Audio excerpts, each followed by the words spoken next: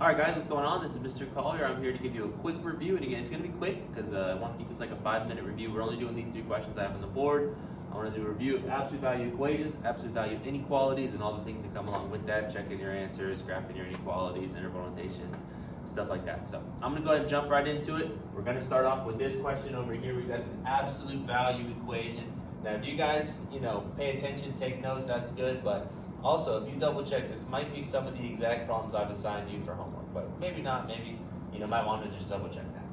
5 times the absolute value of x plus 7 minus 2 equals 18. So our first goal with all these absolute value questions is isolate the absolute value. Here's our absolute value, get it by itself. So we need to add 2 to the other side first. 18 plus 2 is 20. Then we need to divide by 5. 20 divided by 5 is 4. And there we go. We have now isolated the absolute value. How I like to think about it now is that we need our 2 cases or our 2 equations.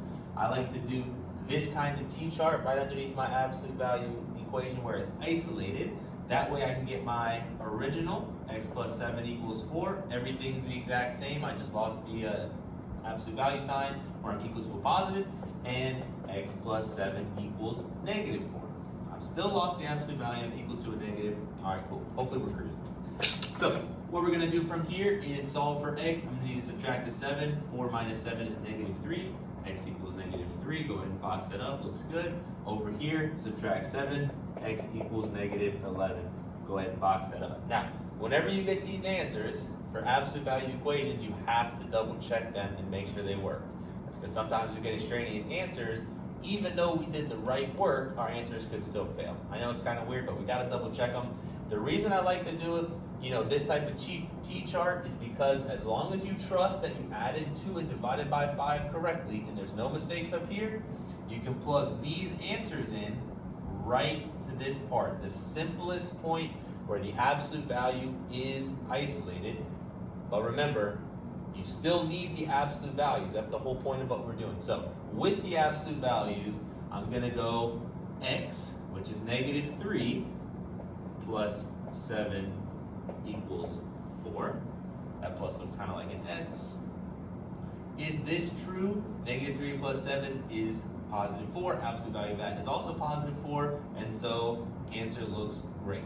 Over here, same thing, plugging it here. Absolute value of x, which I've replaced with negative 11, plus 7 equals 4. Negative 11 plus 7 would be negative 4. The absolute value of negative 4 is positive 4. Positive 4 equals 4. Check. Easy peasy. So that's kind of your first walkthrough. We are going to speed up a little bit. We're going to this middle question. Looks like we have an inequality. Okay, our job's going to stay the same at the start though. Isolate that absolute value. Make sure if you divide by negative though, inequalities mean you have to flip the sign.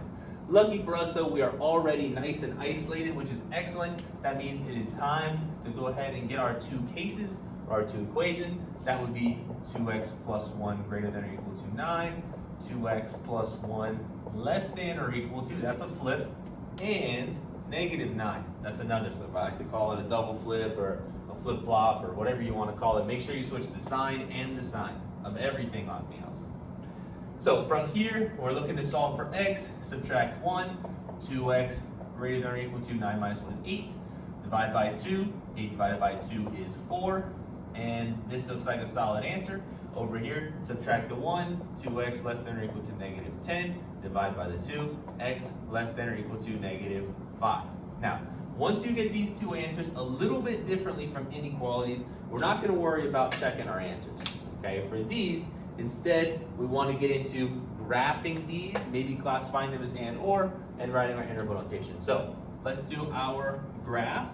I just like to draw a number line like this. I have 2 numbers, negative 5 and 4, that are important. So I just go negative 5, 4. I like to put low numbers on the left because that's how it works normally. And now we have 2 decisions to make. First of all, open circles or closed circles. Do we include negative 5 and 4 as answers?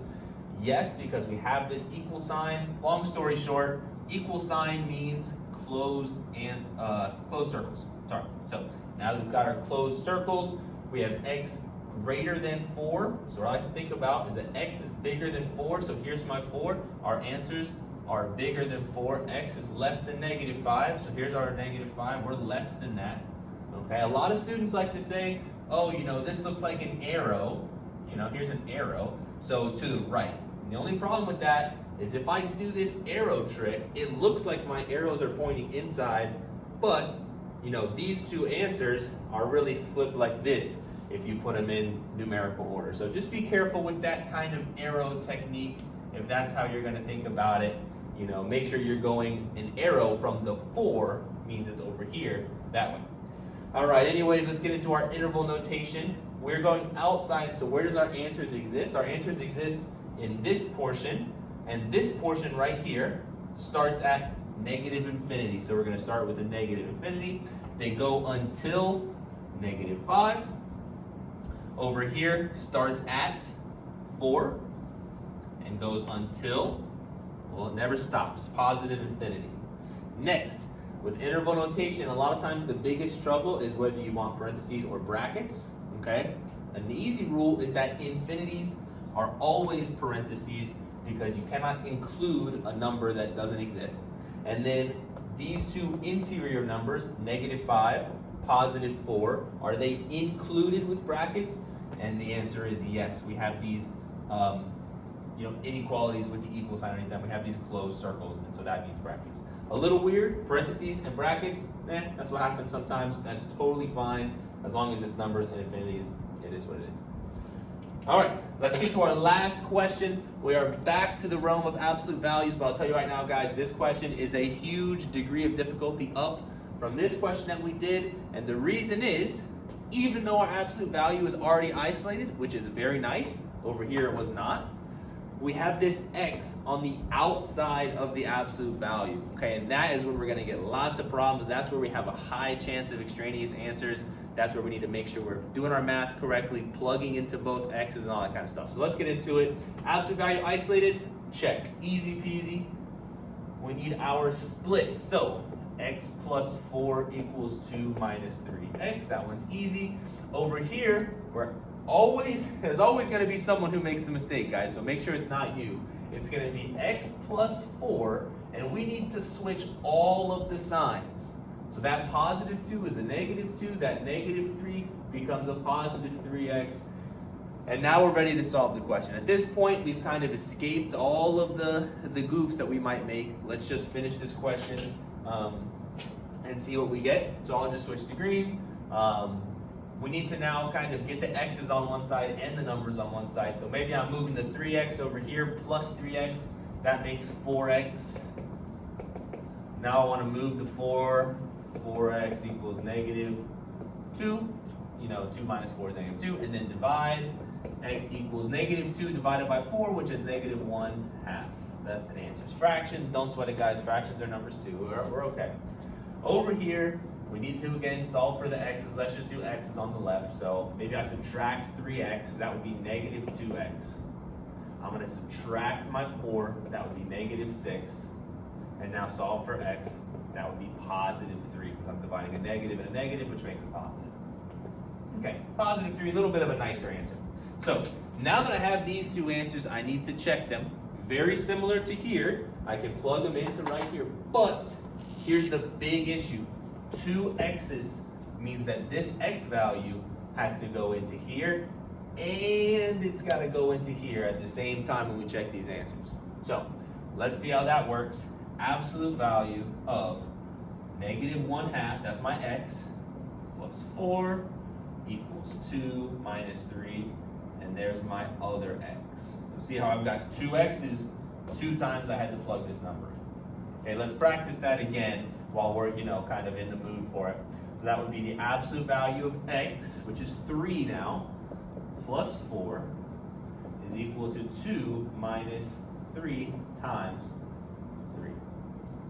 So now we want to check these answers, and I have kind of a big tip for you guys when it comes to this. Whenever you're checking absolute value equations, if you trust that you've done your work correctly, okay, you've added both sides correctly, you've divided from both sides correctly, if you've done all of that easy Algebra 1 work correctly, you can look at this and say, listen, this absolute value is always going to be a positive, no matter what. And on this side over here, I've got 2 minus 3 times negative 1/2. Well, that's a negative and a negative, which is going to make a positive. So I'm going to have 2 plus a positive number. Now, it's going to be 3.5, but let's say I don't want to deal with that fraction. I know it's going to be positive because it's positive 2 plus positive something. So I know that this side is a positive. And as long as I've done the easy work correctly, positive equals positive is a good enough kind of evaluation for me to say, you know what, this answer looks pretty good. Again, that's a little tricky, but you guys are smart enough to pull it off. We can use the same trick over here. Okay, we know that the absolute value is going to be positive, for sure. Absolute value makes whatever is left over positive. But on the other side, I've got 2 minus 3 times 3. 3 times 3 is 9, so I've got 2 minus 9. Now, that is a negative number. It's going to be negative 7, but I know it's negative for sure. And is there any way that the positive equals a negative? And the answer is absolutely not. So this answer right here does not work. Okay, we could call that an extraneous answer because it's one that we tried our hardest to solve. We didn't make any mistakes, but it just still doesn't work. It's like an imposter answer. Anyways, that's a quick review. Hope this helps.